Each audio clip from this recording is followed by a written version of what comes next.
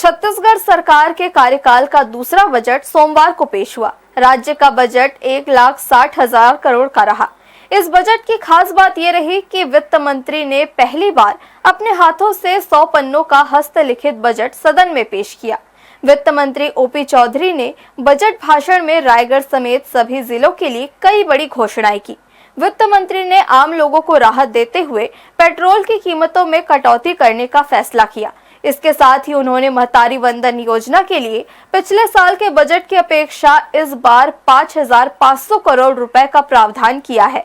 लिहाजा भाजपा ने इस बजट को सुशासन को ध्यान में रखते हुए बनाया गया बजट बताया है, तो कांग्रेस ने इसे बेहद निराशाजनक बजट बताया है। छत्तीसगढ़ विधानसभा में सोमवार को प्रदेश के वित्त मंत्री ओपी चौधरी ने साय सरकार के कार्यकाल का दूसरा बजट पेश किया। यह बजट इसलिए भी खास रहा क्योंकि 100 पन्नों वाले इस बजट को वित्त मंत्री ने अपने हाथों से बनाया है। बजट में प्रदेश सरकार ने हर वर्ग को ध्यान में रखते हुए कई प्रावधान किए हैं, जिसमें खासकर 1 अप्रैल से पेट्रोल के रेट में 1 रुपए की कमी करने का निर्णय लिया गया है, तो वहीं कर्मचारियों का महंगाई भत्ता बढ़ाने का फैसला लिया गया है। वहीं 17 नए नगरीय निकायों में नालंदा परिषद विकसित करने 100 करोड़ का प्रावधान किया गया है।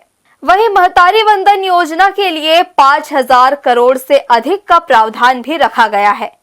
इसके अलावा रायगढ़ और जशपुर में साइंस पार्क, पुसौर और जशपुर में नर्सिंग कॉलेज, रायगढ़ और जशपुर में फिजियोथेरेपी कॉलेज, रायगढ़ से महापल्ली तक 4 लेन सड़क के लिए 5 करोड़ का प्रावधान रखा गया है। लिहाजा हर वर्ग ने इस बजट की सराहना की है। भाजपा ने जहां इसे सुशासन को ध्यान में रखकर बनाया गया ऐतिहासिक बजट बताया है, जबकि कांग्रेस ने इसे बेहद निराशाजनक बजट करार दिया है। सबसे पहले तो आज माननीय ओपी चौधरी जी ने जो बजट पेश किया है, माननीय विष्णुदेव साय जी की सरकार के दूसरे साल का बजट जो है वो बहुत ही सुशासन को ध्यान पे रख के बनाया गया है। ये पूरा बजट है। अटल जी के स्वर्ण जयंती वर्ष पर अटल सुशासन वर्ष के रूप में भारतीय जनता पार्टी ने इस बार को घोषित किया है सरकार ने, और इस साल आम जनता के हित को लेकर ये पूरी सरकार 1 साल काम करेगी। पिछले साल हम लोगों ने अपने वादा जो किए थे उनको पूरे किए हैं। आगामी दिनों में जनता के लिए सुशासन कैसे आए, इस दिशा पे भारतीय जनता पार्टी की सरकार, माननीय विष्णुदेव साय जी की सरकार, माननीय ओपी चौधरी जी ने इस दिशा में अपना बजट प्रस्तुत किया है। रही बात रायगढ़ की, तो रायगढ़ में पुसौर में नर्सिंग कॉलेज, हमारे रायगढ़ में कला संगीत महाविद्यालय का जो बजट प्रस्तुत किया है। नालंदा परिसर जो रायगढ़ में बन रहा है, उसी की तर्ज में पूरे प्रदेश में नालंदा परिसर के लिए जो बजट पेश किया गया है। निश्चित रूप से शिक्षा, स्वास्थ्य और सुशासन, इन 3 विषयों को लेकर ये बजट है जो है महत्वपूर्ण बजट है। ये बेहद ही निराशाजनक बजट कहा जा सकता है। न इसमें युवाओं के लिए कुछ है, न आम जनता के लिए है, न महिलाओं के लिए है, न हमारे बेरोजगार भाइयों के लिए है। तो ये एक बजट था कि गणतंत्र दिवस का भाषण था या क्या था, ये समझ से परे है। हाँ, ये है कि भारतीय जनता पार्टी अपना पीठ स्वयं थपथपाने के लिए इस तरह के बजट की प्रशंसा जरूर कर रही है, लेकिन ये बहुत ही निराशाजनक बजट है, जिसको लेकर छत्तीसगढ़ की जनता को कोई सीधे लाभ होने वाला नहीं दिख रहा है। इससे किसान भी निराश है, युवा भी निराश है, और युवा प्रदेश है। देश चाह रहा था कि युवा प्रदेश में युवाओं के लिए कुछ विशेष पैकेज की घोषणा हो, कोई विशेष बात कही जाए, लेकिन ऐसा कुछ देखने को नहीं मिला। तो ये बहुत ही निराशाजनक बजट कहा जाए। आज के जो बजट हमारे माननीय वित्त मंत्री आदरणीय श्री ओपी चौधरी जी ने दिया है, ये बजट ओपी जी ने अपनी सारी, मुझे लगता है सारी सक्षमता को निचोड़ करके इस बजट को दिया है, क्योंकि जैसा कि उनका एक विगत वर्षों से स्वप्न रहा है कि अपने प्रदेश का विकास, और हमारे आदरणीय मोदी जी का भी यही है कि विकास सर्वप्रथम, क्योंकि विकास है तो हम हैं, विकास हैं तो सब हैं।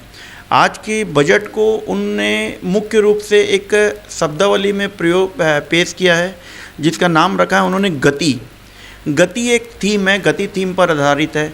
जैसे कि विकास एक थीम है, गति से होता है, सबसे पहले आता है गुड गवर्नेंस, GATI, जी से होता है गुड गवर्नेंस, ए का अर्थ है एक्सीलरेटिंग इंफ्रास्ट्रक्चर, गुड गवर्नेंस और इंफ्रास्ट्रक्चर। अगर इंफ्रास्ट्रक्चर का विकास होगा तो आपका मान के चलिए सभी क्षेत्रों को उसका फ़ायदा होगा।